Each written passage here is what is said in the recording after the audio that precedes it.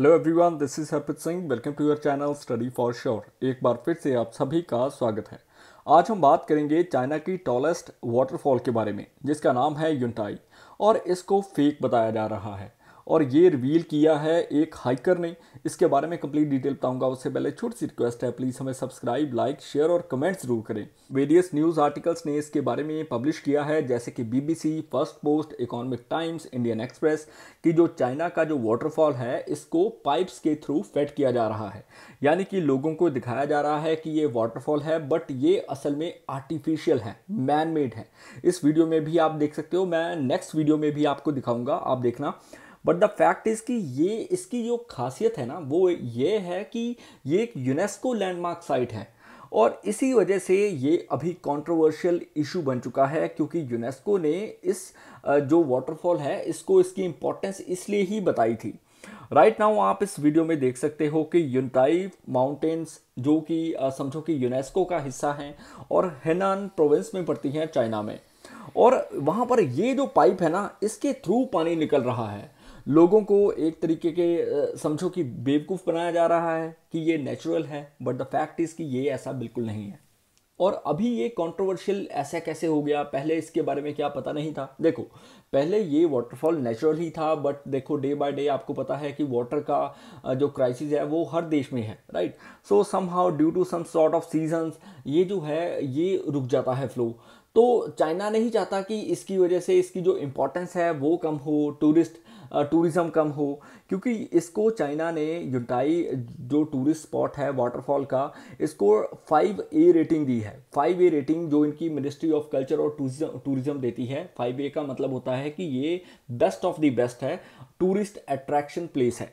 और इसको मिल्की वे भी बोला जाता है कि मिल्की वे की तरह पानी ऊपर से नीचे आता है। बट इनका जो हाइकर है वो जब ऊपर चढ़ता है और वो देखता है कि ये तो नेचुरल है ही नहीं, पाइपों के थ्रू ये पानी को भेज रहे हैं नीचे, और लोगों को लग रहा है कि हम एक नेचुरल वाटर का एंजॉय कर रहे हैं। नेचुरल वाटर जो है वो फेल हो रहा है, एक बहुत ही अच्छा दृश्य देखने को मिलता है, लोग भी अट्रैक्ट होते हैं। 314 मीटर ऊंचा ये वाटरफॉल है और युनताई जो है चाइना में सबसे बड़ा वाटरफॉल माना जाता है। अभी के लिए इनकी जो मैनेजमेंट है वो कैसे रिस्पॉन्ड कर रही है, वो कहती है कि due to dry season water का जो फ्लो है वो कम हो जाता है और हम नहीं चाहते कि इसकी वजह से टूरिस्ट जो हैं वो यहाँ पर ना आएँ।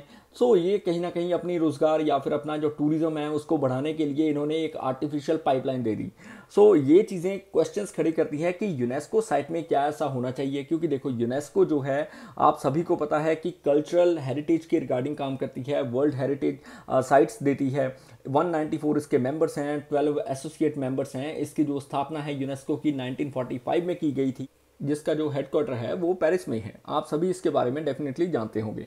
अभी ये कंट्रोवर्सी के रिगार्डिंग एक और चीज़ आती है कि अगर यूनेस्को ने इसको वर्ल्ड हेरिटेज साइट माना है तो अभी के लिए इसका तो फ्लो कम हो गया, इसको एंडेंजर्ड क्यों नहीं डिक्लेयर किया गया। अभी आपको एक और चीज़ बताऊं कि चाइना ने ऐसा कुछ पहली बार नहीं किया। हुआंगोशु वाटरफॉल है जो कि इनकी ग्विजू प्रोविंस में है, इसको भी 2006 में इन्होंने आर्टिफिशियली बनाया था। पाइप्स के थ्रू डाइवर्जन दी थी वाटर को और लोगों को बताया जाता था कि ये भी एक नेचुरल है। और अभी के लिए ये जो वीडियो रिसेंटली रिलीज़ हुआ है इसके नियर अबाउट 14 मिलियन व्यूज़ हो चुके हैं और देखो हज़ारों की तादाद 70,000 प्लस लाइक्स मिल चुके हैं। और आप देख सकते हो कि यूनेस्को के रिगार्डिंग अगर हम बात करें ना, तो डेफिनेटली इसके बारे में भी थोड़ा सा जान लो। वर्ल्ड हेरिटेज साइट है, आपको सभी को मालूम है कि ये एडमिनिस्टर करता है यूनेस्को द्वारा। लैंडमार्क साइट्स जो होती हैं हर कंट्री में मौजूद होती हैं। Right now 1199 world heritage sites हैं ऑल ओवर दी वर्ल्ड, जिसमें 933 कल्चरल हैं, 227 नेचुरल हैं और 39 के करीब मिक्स्ड कल्चरल और नेचुरल प्रॉपर्टीज़ के रिगार्डिंग है। और ये 168 कंट्रीज़ में अभी अवेलेबल हैं, यानी कि वहाँ पर ये हर कंट्री ने अपने हेरिटेज साइट्स यूनेस्को के द्वारा ली हुई है। अभी राइट नाउ आपको समझना होगा कि किस कंट्री के पास सबसे ज़्यादा है। उस सबसे पहले नंबर आता है इटली का। इटली के पास नियर अबाउट 59 के करीब हैं। उसके बाद चाइना विद 57, फ्रांस, जर्मनी ये थर्ड पोजीशन पर हैं विद 52। और देखो इसको प्रोटेक्टेड जोन्स के रिगार्डिंग डिमार्केट किया जाता है, क्योंकि यूनेस्को नहीं चाहता कि किसी तरह का मैन मेड कोई भी स्ट्रक्चर तैयार हो इसके नियर अबाउट, ताकि इसकी जो वैल्यू है वो कम हो। और ये एक कन्वेंशन के तहत लाया गया था। जैसे कि इंडिया में भी आपको पता है वेरियस लोकेशंस हैं जहाँ पर हमारी वर्ल्ड हेरिटेज साइट्स हैं। जनरल कॉन्फ्रेंस जो हुई थी यूनेस्को की 1972 में, तब से ये रेटिफाई किया गया है 195 स्टेट्स के द्वारा, यानी कि 195 कंट्रीज इसको रेटिफाई कर चुकी हैं, जिसमें इंडिया भी एक है। 1977 में हमने इसके रेटिफिकेशन दी थी।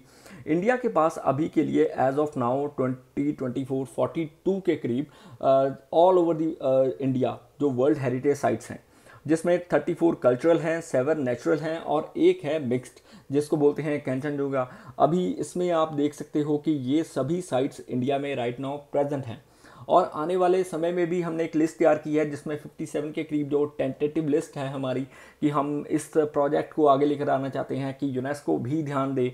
और वेरियस जैसे कंचनजंगा नेशनल पार्क, वो भी एक मिक्स्ड जो हेरिटेज साइट है, वो भी हमारे देश में ही है, जो कि 3rd लार्जेस्ट पीक है ऑल ओवर द वर्ल्ड। वहीं पर अजंता, इलोरा, ताजमहल, आगरा फोर्ट, ये 1983 में हमें पहली बार इसको यूनेस्को द्वारा दर्जा दिया गया था वर्ल्ड हेरिटेज का। और रिसेंटली आपको पता है 2021 में भी धुलावीरा, जैसे कि आपको सभी को पता है कि ये तो काफ़ी एंशियंट है। और देखो काकटिया रुद्रेश्वर टेम्पल जो कि रमप्पा टेम्पल है तेलंगाना में, इसकी अपनी इंपॉर्टेंस है, इनको भी हेरिटेज साइट का दर्जा मिला। और यही नहीं, 2023 में भी कुछ जो साइट्स हैं वो हमने दर्ज करवाई हैं, जैसे कि शांति निकेतन हो गया या फिर हौसाला के टेम्पल्स हो गए। और यहाँ पर आप देख सकते हो शांति निकेतन जो कि रविंद्रनाथ टैगोर जी का जो लिटरेरी वर्क है वो इसमें इंक्लूड है। एशिया में, साउथ एशिया में इसकी अपनी एक अलग से इम्पोर्टेंस है। 2023 में शांति निकेतन और सेक्रेड असेंबल्स ऑफ हौसाला, इनको दर्जा दिया गया। वहीं पर अभी के लिए मानस जो हो गई या फिर हम्पी हो गई, ये एंडेंजर्ड में भी आ चुकी हैं। मानस 2011 में एंडेंजर्ड में थी क्योंकि यहाँ पर पोचिंग हो रही थी। वहीं पर हम्पी जो कर्नाटका में है, उसके इर्द गिर्द जो स्ट्रक्चर्स तैयार हो रहे थे वो इसकी इंपॉर्टेंस को कम कर रहे थे। सो ये भी एंडेंजर्ड में डाल दी गई थी यूनेस्को के द्वारा। मे बी इस साल कुछ ऐसा हो कि जो यूनटाई है उसको भी एंडेंजर्ड में डाल दिया जाए। बट द फैक्ट इज कि ट्रांसनेशनल साइट एक ऐसी पूरी दुनिया में है जो कि वेरियस कंट्रीज में है, जैसे कि ली कॉर्ब्यूसियर के द्वारा तैयार की गई, जो कि चंडीगढ़ की सिटी है, वो आपको पता है ली कॉर्ब्यूसियर ने डिज़ाइन की हुई है। वेरियस आर्किटेक्चर वहाँ पर देखने को मिलता है। सो ये भी उनमें से एक है। इंडिया के पास राइट नाउ आने वाले समय में 57 ऐसी साइट्स हैं जो कि टेंटेटिव लिस्ट में हैं, जिसको कि हम यूनेस्को का दर्जा दिलवाना चाहते हैं। सो ये था आज का आर्टिकल। आई होप आपको पसंद आया होगा। किसी प्रकार की भूल होगी हो तो मैं क्षमा चाहूँगा। Please do like, subscribe, share और comment. May you have a successful day ahead. जय हिंद।